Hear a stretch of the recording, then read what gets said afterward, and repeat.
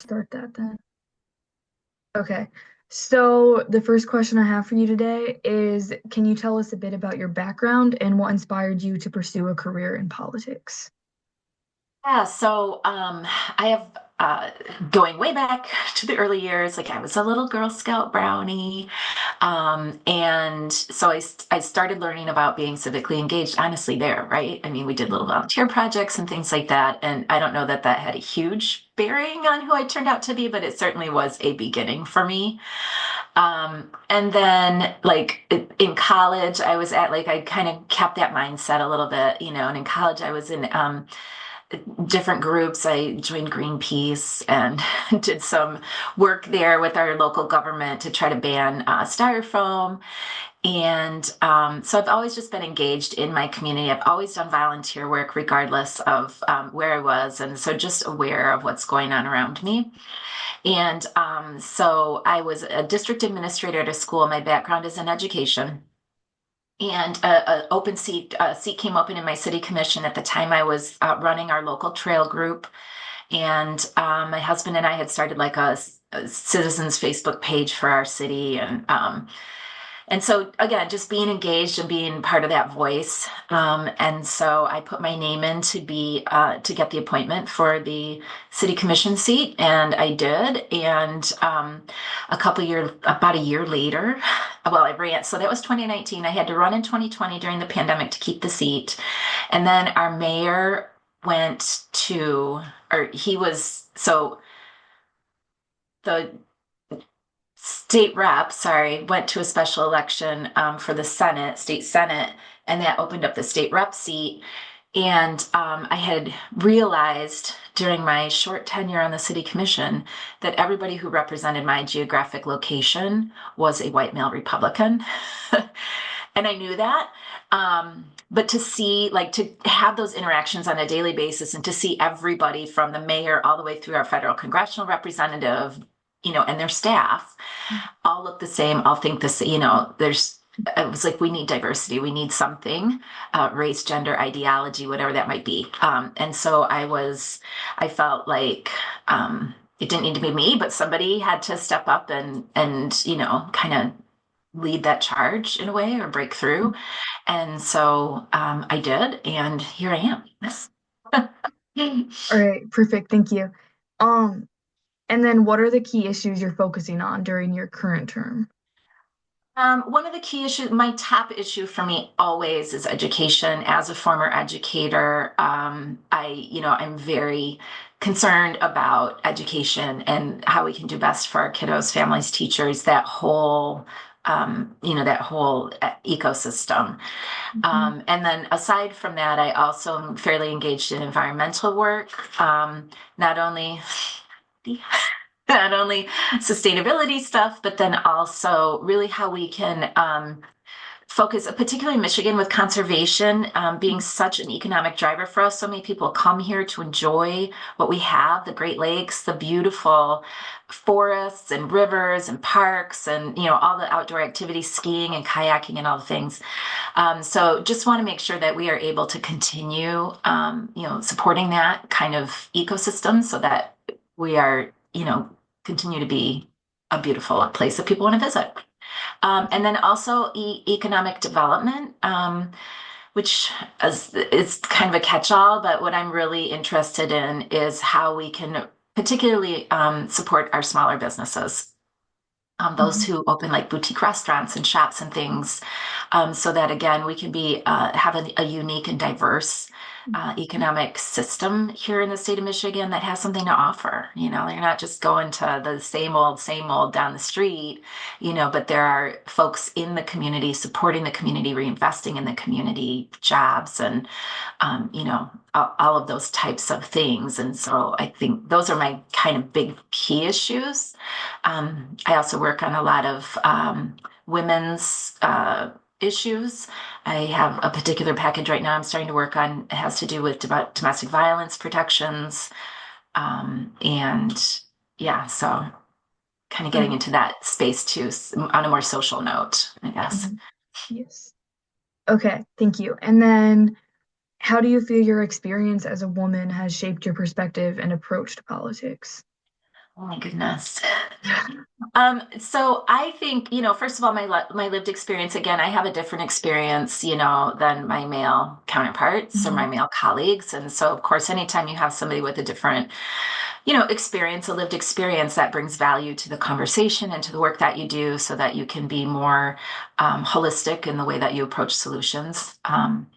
So that certainly, I think, but on a little bit more concrete side, I worked when I was in schools, I pursued a degree in ed tech. It wasn't called ed tech at the time. It was just at the very beginning. So when I got my master's degree in what was then technology and curriculum design, I found myself at the table repeatedly with lots of guys. Mhm.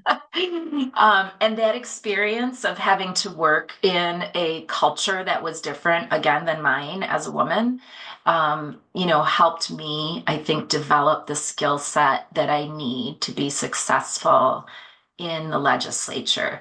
Not only, again, I learned to communicate with a different culture Mhm. and to work in that space. And I think it makes me not only more empathetic with colleagues, but also, like I said, help me develop my voice for working with people who aren't like me. Okay. Um, what steps do you believe need to be taken to achieve gender equality in political representation? Great question. I was thinking about that and I was like, oh gosh, I don't know. Um, I like the concrete steps I think that we're taking are good. We have organizations like Emily's List, in particular, that are very supportive of women as candidates at all levels. I think the more there are women like myself in a place to mentor and demonstrate to others that they can do it, or they should do it, the better. So, it kind of builds on itself. So if we have some of those foundational organizations that can really give the boost, then, it will naturally begin to self-perpetuate. And we see that a lot in the Democratic Party, particularly at the state level here in Michigan. I mean, all of our state level offices are women. The Democratic House caucus right now is majority women, but we don't see it on the Republican side. And I don't mean that in a like super partisan way, but certainly you have to wonder why and what's going on in that philosophy or ideology that women are not seeing the same kind of leadership success in a more conservative mindset, you know.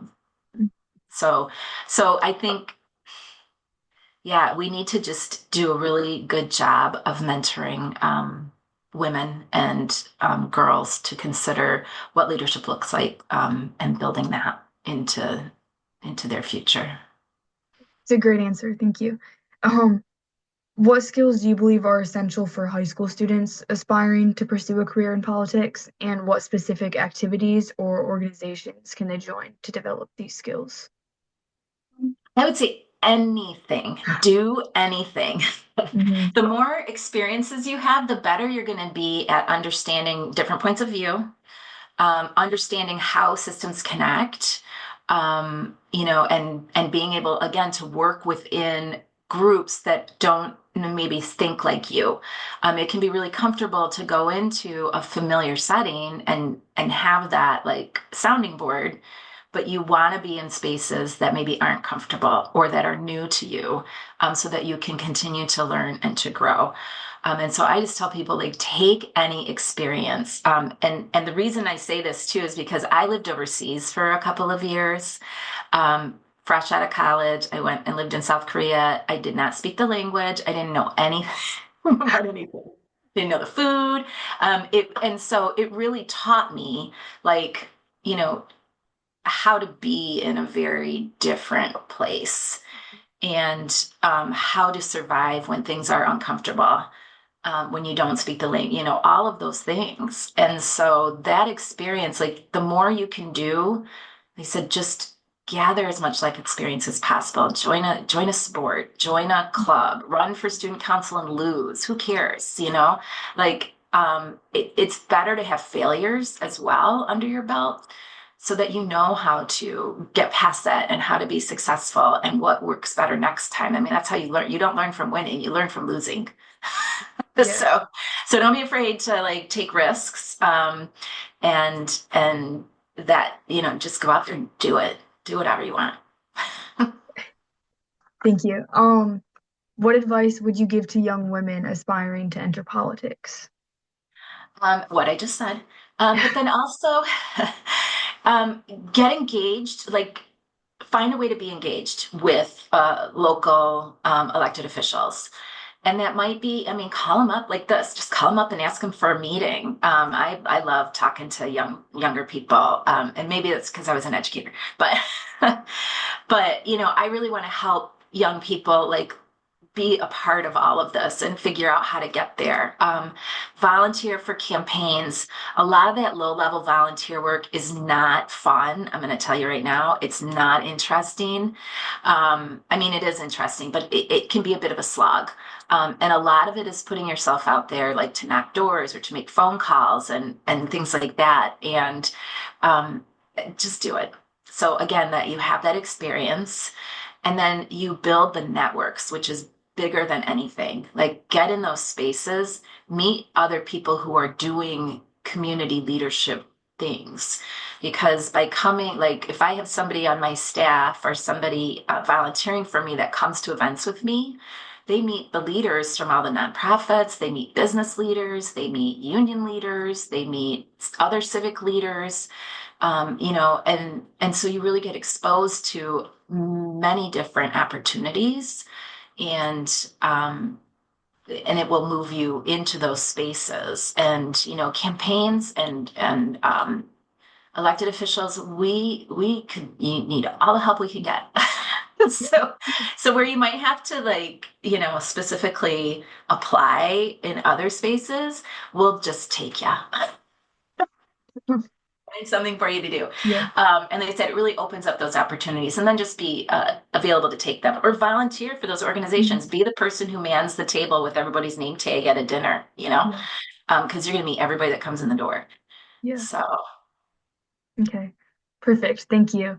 I'm right. gonna stop the recording and Okay.